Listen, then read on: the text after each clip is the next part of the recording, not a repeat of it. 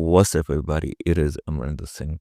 So today I'm gonna explain to you some idioms and some expressions of Punjabi language. So these idioms are being used a lot in daily conversation, and which is very important to know if you want to understand Punjabi people.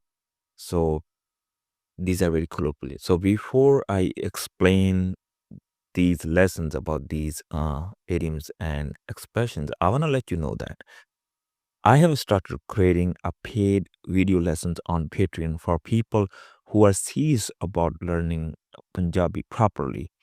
In these videos, I will use screen sharing to explain Punjabi grammar, pronunciation, and how spoken Punjabi really works step by step. And it's like learning with a private tutor, but it's much more affordable price, and it would be basically recording video lessons, and you can get access to all these video lessons with a simple $5 membership. If you want to go deeper and truly understand Punjabi, this is for you. And your support helps me keep creating more video lessons and make Punjabi learn affordable for those people who can't pay expensive teachers. You can join through a Patreon link in the description. If you are already my Patreon member, then you already have access. And if you want to take classes from me privately, one-on-one video lessons, then you can also click on Patreon link, and you can also take classes from me there. So anyway, now let's get started. So first idioms or expressions you can say is nasi tua kadana. All right. So nasi, so it belongs to nose. All right. Probably you heard the name nose mean in Punjabi is nak. All right.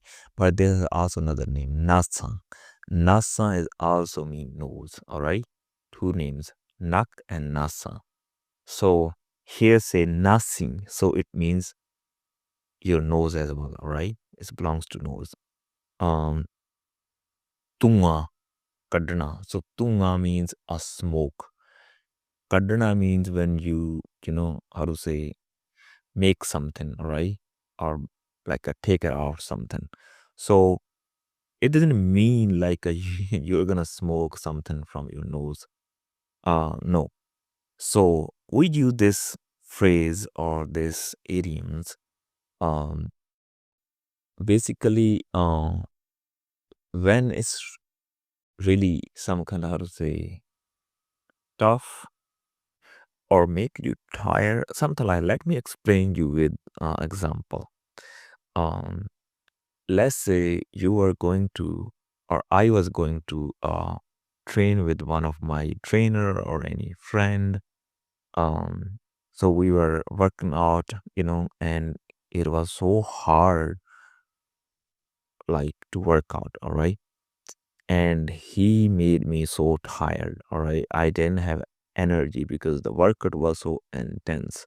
That time I would tell you, like, if I want to explain my workout with that guy or my trainer, then I would say, like in Punjabi, "One ta mere nasi tua liata or tua kadta."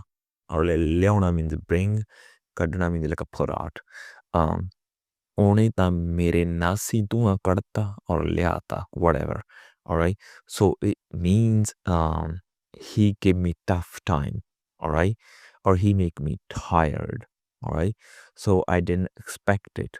Maybe I'm the tough guy, but he gave me so intense workout.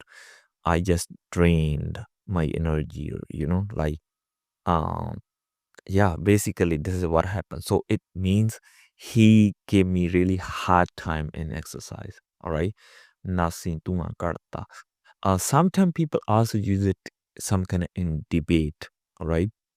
For example, if you are debating somebody and you are given them really hard questions, maybe that person was a really good debater, he was popular, but you ask that kind of questions, or maybe you answer him, you were dominating in the debate. That time you can also say like मैं ode nasi tua liata, or you can say tum ode nasi tua liata. It means you gave him really hard time in debate, right? So yeah, it could be physical toughness, or it could be, mental or conversation or debate. All right. In that time, we say nasi tua liata. Basically, when you bother somebody, like not that way bother, like when you make other person weak, maybe in debate, maybe with exercise. It's not like other person is weak because you're stronger. Not like that. It means when you have competition or you doing something, other person, they just, can't win you, can't lead you. They're just always trailing. So that time we say it. All right. So nasin tua kadna. Okay, the second is फिर हाथ खड़े कराना या प्यां कराना. All right. Pyaan means like when you give up something. Like if you say meri ta pyaan, it means I gave up, I quit it. All right. Hath khade karona is same. All right. Like I quit it or I give it. So hath means your hands. Khade karna means up, when you up your hands. All right. And pyaan means like a give up. You can use either way. The both sentence mean the same thing. Hath khade karna or pyaan karna. All right.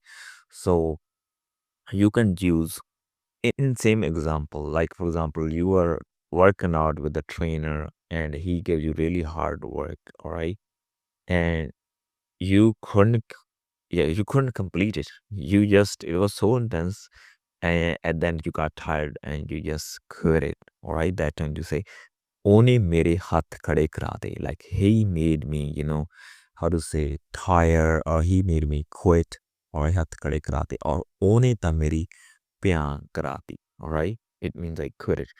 And another way, it not necessarily mean, like you quit it. Probably you complete the workout, but like, it basically hurt your ego. You thought like you were the top guy, but the workout was so intense, and you basically never been that tired in any workout. And that time you can say, only the mere hath khade karate. Now you would basically know if you're gonna work out with this guy, it's gonna be really tough. So in that situation, you can also use this one. So yeah, it was basically same. Nasi tuma kadna, the first one when we were using, it means also giving the hard time. And hat kade karona or pya karona, it means like make you quit or something, or you quit it, uh, or it make you realize it is so hard. So yeah, so it is similar, but they're different. Okay, the next is lahu pina or low pina. All right, so lahu means the blood, pina means the drink. So here it didn't mean like you're drinking blood or something like that. So we use in this idiom or phrase, um when, let me give you example. For example, if there's a factory owner and he has a lot of workers and he make them do overtime, but he didn't pay them well. All right, so he is getting a benefit from those workers, and yeah, he are not treating them well. All right, that owner treating them bad because they are working and they're not giving them enough salary. So that time we say oh ਬਹੁਤ ਲਹੂ ਪੀਂਦਾ ਆਪਦੇ ਲੋਕਾਂ ਦਾ ਜਾਂ ਆਪਦੇ ਕੰਮ ਕਰਨ ਵਾਲਿਆਂ ਦਾ. All right, so when we say oh lahu pinda, it means he is not drinking their blood. It means he is treating them bad. All right, yeah, lahu pina means when you treat somebody bad. But sometimes people also use, I remember, women also use it a lot too with their kids.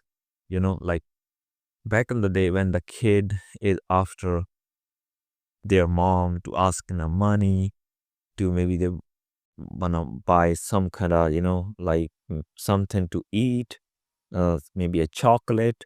or maybe some kind of, maybe a kite. They want to fly in the air, and their mom didn't want to give them money, or she didn't have it, but the kid is keep saying, give me money, mom, can you give me money, something like that. And that time when it's so bothering to mom or any family member, the kid is asking, then probably they say it now. I don't know if it's now, but back in the days, definitely they used to say it. Even my mom say it many times. They would say like, "Kyon lahu pita mera?